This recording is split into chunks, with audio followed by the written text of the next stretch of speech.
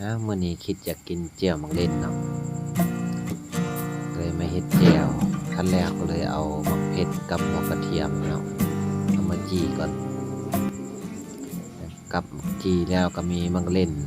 จี่เนาะอันนี้ก็คือมีนกชีตัวนึงเนาะจะกินมื้อนี้กินแซ่บๆโลดมื้อนี้รอทาปิ้งให้มันสุกก่อนอาจจะไปตำเนาะแซ่บลวกผักกับอันนี้หอมผักกะแยงผู้ใดเนาะแกงหน่อไม้กินหอมลอยมาสวนใจให้คือทอดอ้ายคนนั้นวันกินข้าวหลังจากปิ้งสุกแล้วเราก็สิมาตำเจียวมังเล่นเลยบัดนี้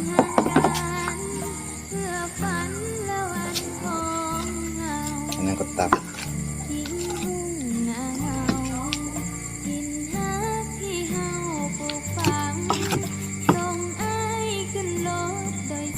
ต้องตำแห้งเลยเดี๋ยวมันจะฟงเข้าตาซะ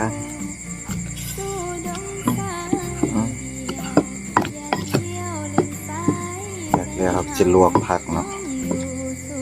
ลวกผักแล้วก็มาจำแจ่วมันจะแซ่บสำใดแล้วก็มีปิ้งนกพร้อมปิ้งนกซีดตัวนึงกินกับนกแซ่บ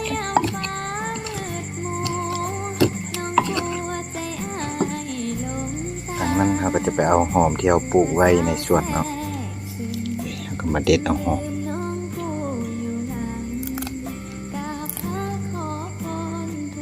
ได้พอประมาณจะใส่ให้มันเป็นแจ่วที่น่ากินขึ้นหลังจากใส่ผักแล้วว่ามันจะออกมาเป็นอย่างไร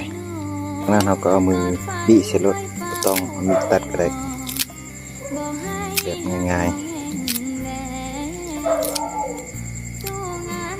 หลังจากนั้นก็ตำเพื่อมันเข้ากันจากนั้นเราก็สิเอามาใส่จานเลย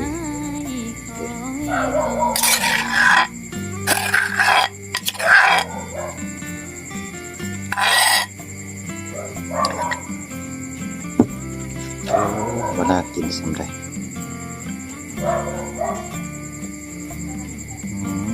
น่ากิน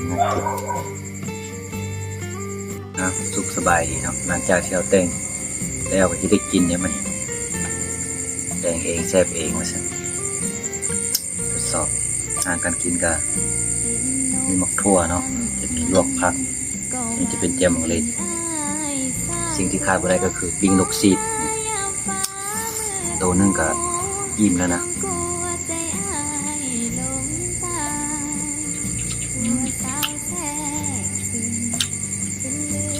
กินเลยได้ไหมนี่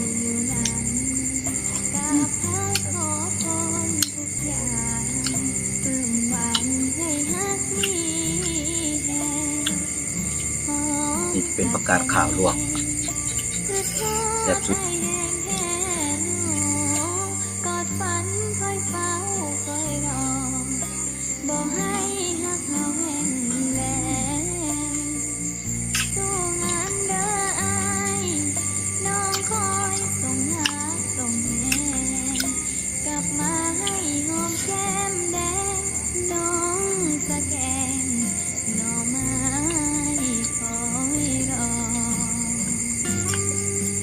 มันจะเป็นหมกถั่วที่เราปลูก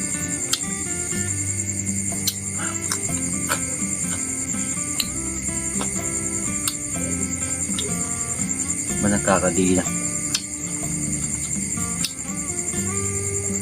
มันแรงๆเนาะมัน8 โมงอะไรเนี่ยอากาศก็เริ่มเย็นๆแล้ว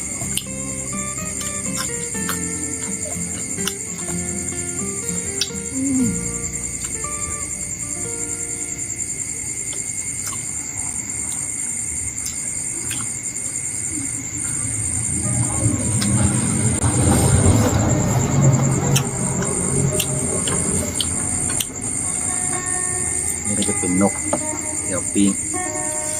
เป็นนกซีดเนี่ย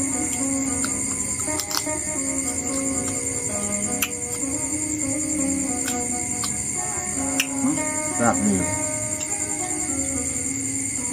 ปีหนึงจะได้กินอยู่เทื่อนึงนกนี่จะมา1 ปี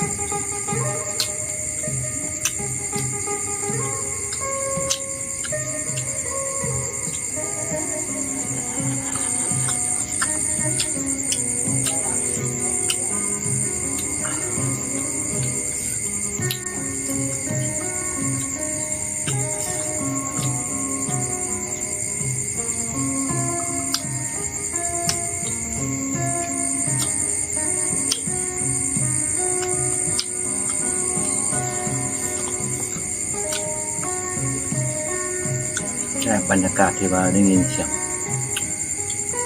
งที่นายกิโลห้องแจ๊ดแจ๊ดแจ๊ด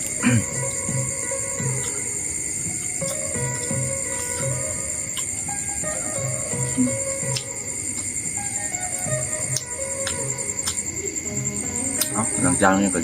จบคลิปแล้ว